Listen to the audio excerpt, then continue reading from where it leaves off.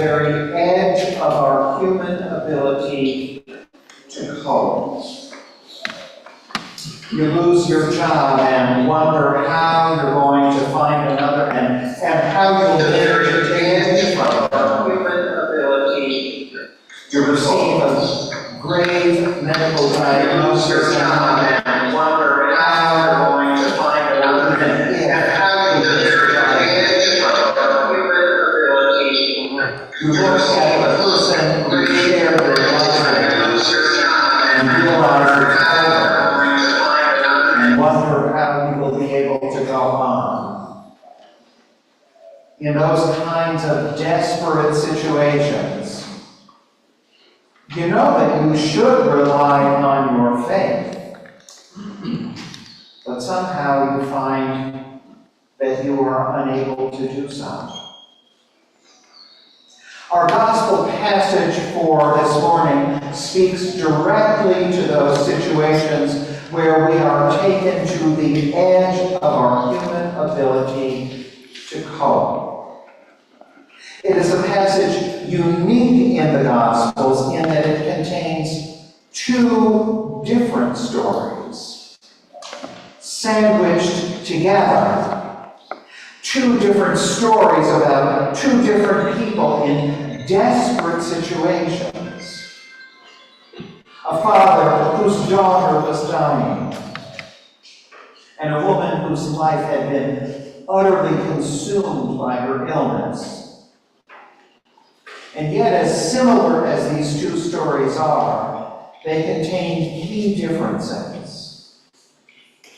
This passage begins with a man named Jairus, who we are told is a leader of the synagogue, that is to say, a prominent man in the community, certainly respected and influential, and possibly also wealthy, which makes his actions startling. Mark tells us he fell at the feet of Jesus.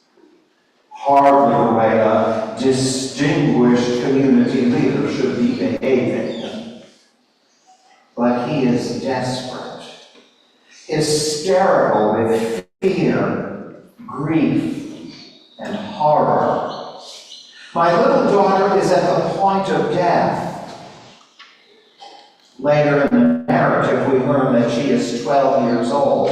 In that culture at that time, she was practically grown up, nearly of marriageable age.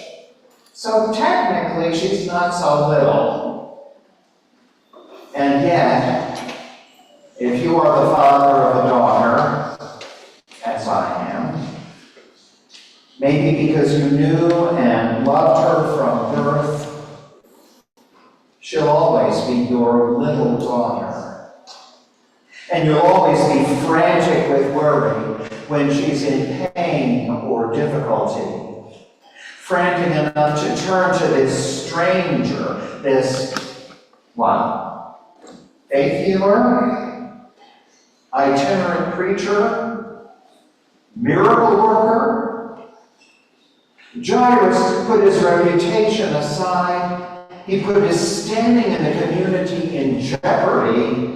He forgets about his prominence and leadership role in the synagogue and throws himself at Jesus' feet because she is dying. Come and lay your hands on her so she may be made well and live. Live because she's hardly had more than a glimpse of what living even is. It's a wonder that Jesus even hears him with all the other things people are clamoring to him for. But somehow he does, and so does the crowd that follows along as Jairus leads the way to where his house stands. Then something happens to change the focus and turn the narrative in a completely different direction. A woman approaches Jesus. Unlike this man who is identified by name, she is not named. She is identified only by her affliction. She had suffered from a bleeding disorder for 12 years. In that day and age, it was more than a medical diagnosis. It was a spiritual condition. She had a disorder that, according to ancient law, made her impure and unclean. Because of those purity laws, she needed to remain far away from other people, because so long as her problem persisted, she carried the contagion of unholiness. For the good of all, she was unable to take part in any of the normal activities of life. She couldn't touch or be touched by her husband, or any other family member for that matter. She was not allowed into worship. If you touched her or were touched by her, you couldn't come to God's temple for a week. And if it had become known that she was in this crowd, jostling, in contact with so many, she was putting the whole community at risk. She could have been stoned to death. Such were the socio-religious dynamics of the day. She was an outcast. And so that nameless, faceless, outcast woman took a huge risk and approached Jesus secretly. In that desperate, hopeless situation, with fear and trembling, she acts in faith. It is the tiniest gesture. She doesn't touch Jesus. She doesn't speak to him or call attention to herself. She barely extends her hand to reach the hem of his robe. We're so accustomed to thinking of faith as a grand gesture, moving mountains, a leap of faith, a life-changing action, or a dramatic shift in perspective. That sometimes we forget that faith is found and faith is shown in tiny gestures. She barely brushed against the hem of his robe. It was all she could manage. And in that moment, everything changed. To her joy, she is instantly healed. But that joy is short-lived and turns in a moment to dread. "Who touched my clothes?" asked Jesus. And she feared she was about to be revealed as the one who had made the entire crowd of people unclean and impure. At the risk of her life, she told him everything. And Jesus responds to this outcast and shame-filled woman with compassion. And this nameless woman gets something better even than a name. Jesus calls her daughter. And with that word, this outcast, this outsider is invited and welcomed into God's family of love. But then the joy of that moment is shattered as the narrative goes forward with devastating and tragic news. Your daughter is dead, they tell Giles. They've just come from the house where she has died. They saw it with their own eyes. There's nothing anybody can do about it now. It's too late. Why trouble the teacher any further?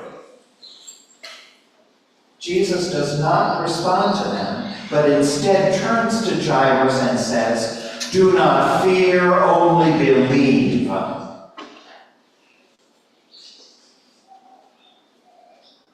What on earth does that mean?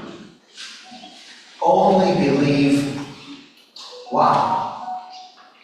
Believe that somehow life makes sense even in the face of a 12-year-old's death? Believe that in some unimaginable way all will be made well? Believe in God, God who allowed this tragedy to happen? Believe in Jesus, who for some reason was unable to intervene? Only believe. Let me be honest here. I don't know what that means.